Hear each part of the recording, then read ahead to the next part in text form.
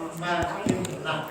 Jadi gejolak ruhnya sudah tidak terlalu menggebu-gebu, ibadahnya sudah mulai tertib, hubungan kepada kerabat-kerabat sudah demikian baik, ya.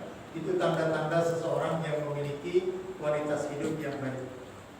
Tidak mungkin mendapatkan kehidupan yang abadi, ya, di akhirat nanti kecuali melalui pintu kematian. Itulah awalnya. Pintu kematian itulah awal kita untuk mendapatkan kehidupan abadi, ya. Maka para ulama mengatakan tanda-tanda orang nanti akan mengalami nasib yang baik di akhirat diawali dengan kehidupan di alam barzah. Kalau barzahnya baik, nanti kesananya baik.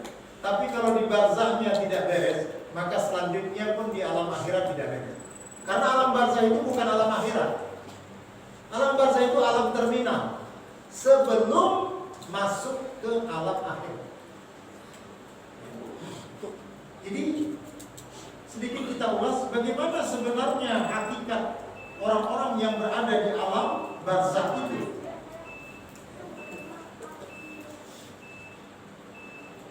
Surat 169 Surat Ali Imran. Sebenarnya kalau kita takut, ya takut. Tetapi Allah mengatakan bagi orang-orang yang soleh, ya ayyatuhan nafsul mutmainnah irji'i ila rabbiki radiyatan mardiyah fadkhuli fi ibadi wadkhuli jannati.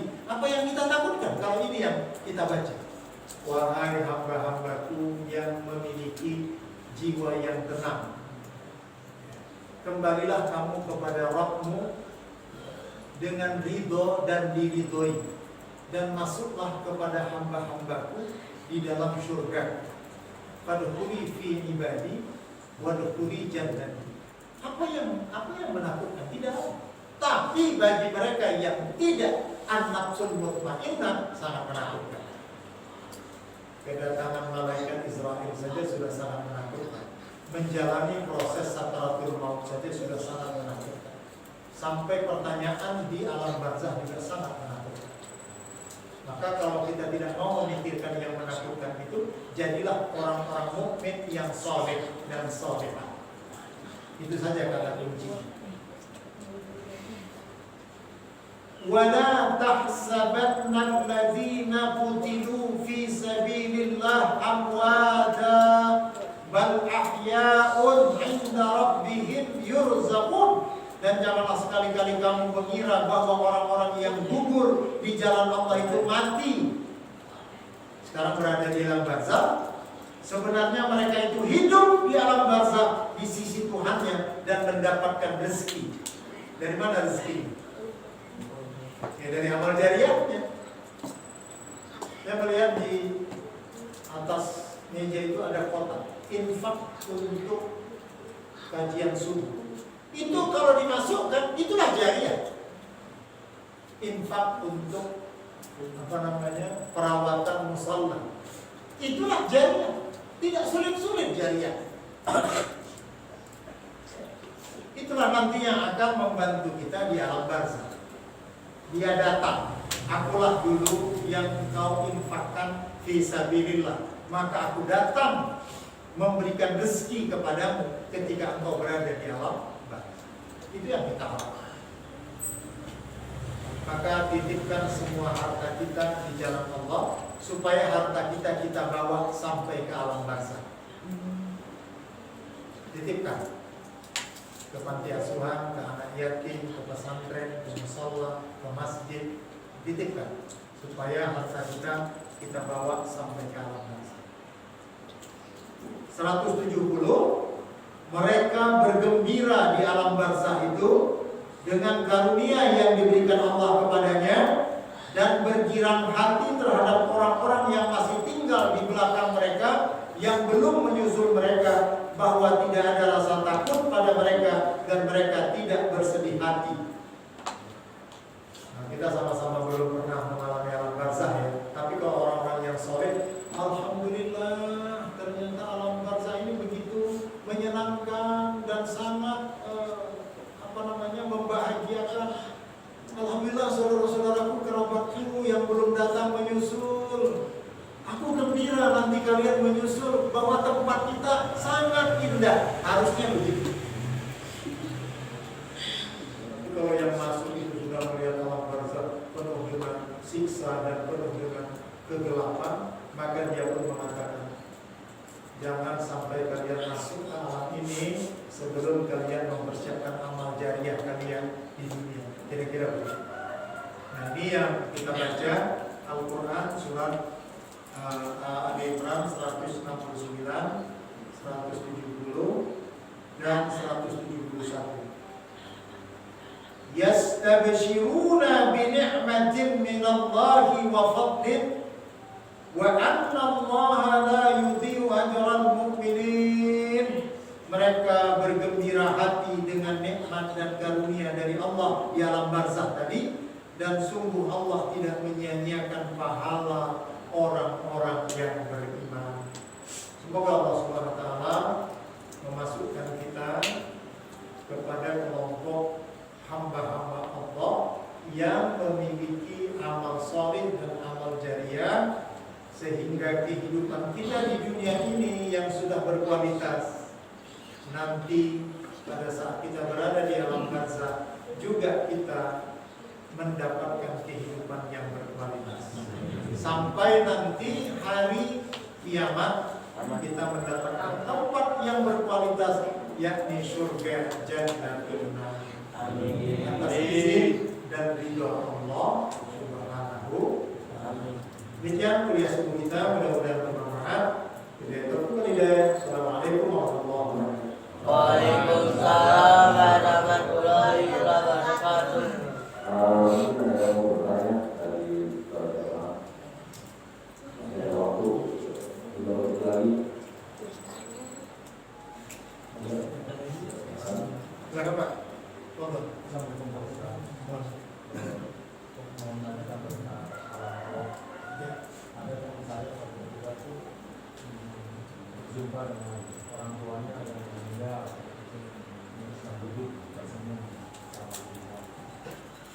Kenapa?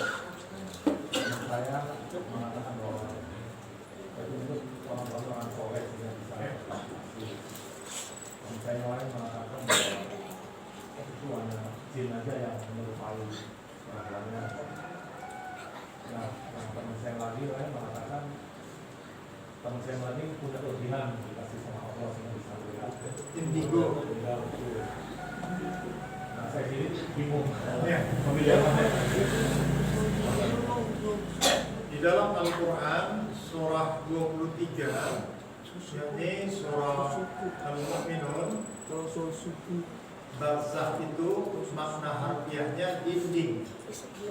Barzakh juga artinya pembatas antara alam dunia dan alam akhirat. Ke belakang dia sudah terdinding, ke depan akhirat dia masih terdinding. Dan alam barzakh itu bukan di kuburan itu. Barzakh itu indallah, di sisi Allah, disebut dengan alam gaib. Jadi tidak diberi pengetahuan kita kecuali yang dijelaskan oleh Al-Quran maupun dalam hadis. Jadi ini perkara sami'at, perkara-perkara yang diyakini karena kita mendengar firman Allah. Potensi untuk sesat besar sekali kalau berbicara tentang alam gaib tanpa ada informasi dari keterangan Al-Quran maupun Sunnah Rasul. Tidak bisa diduga-duga, tidak bisa dikarang-karang. Mari kita lihat persoalannya.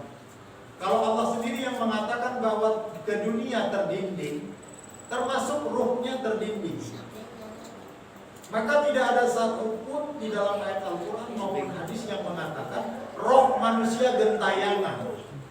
Itu bukan dari ajaran Islam.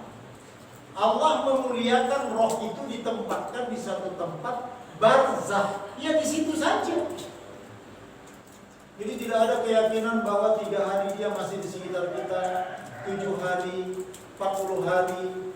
Itu bukan keyakinan Islam. Tapi kalau 7 hari, 3 hari, 40 hari, 100 hari, bahkan berapa hari pun kita yakin ruhnya di alam barzakh, itu benar. Yang tidak benar itu yang mengatakan gentayangan, apalagi berubah wujud seperti orang tuanya yang belum meninggal. Ini sama sekali batil. Ya, tidak ada satu nas pun yang mendukung itu. Karena menyebabkan manusia itu menjadi hina. Karena dia terpental lagi dari alam ruh, alam barzakh yang sudah demikian baik. Jadi ada Al-Quran, hadis-hadis yang mengatakan bahwa kita bisa berkomunikasi dengan ruhnya di mana? Ya di barzakh. Bukan di rumah, bukan di kuburan, bukan di mana-mana. Iktikadkan bahwa kita berdoa kepada Allah, kepada ruh orang tua kita di barzakh. Dan dia bisa mendengar. Bahkan di barzakh itu dia bisa melihat ke dunia. Yang tidak bisa dia keluar. Kalau melihat bisa. Ke neraka pun dia bisa melihat. Ke surga pun dia bisa melihat. Itu keterangannya dari hadis. Orang-orang yang soleh setiap pagi dan sore diperlihatkan tempatnya kelak di surga. Sebaliknya orang-orang yang kafir dan orang-orang yang zalim seperti Fir'aun setiap hari diperlihatkan tempatnya di neraka. Di mana mereka melihat? Di barzakh. Nah, jadi anggapan bahwa bisa berkomunikasi itu iya, tapi kalau melihat dan duduk itu tidak bisa. Tidak benar maksudnya, bukan tidak bisa. Itu tidak benar. Itu hanya halusinasi. Tapi kalau berkomunikasi dengan orang tua, iya, bisa berdoa.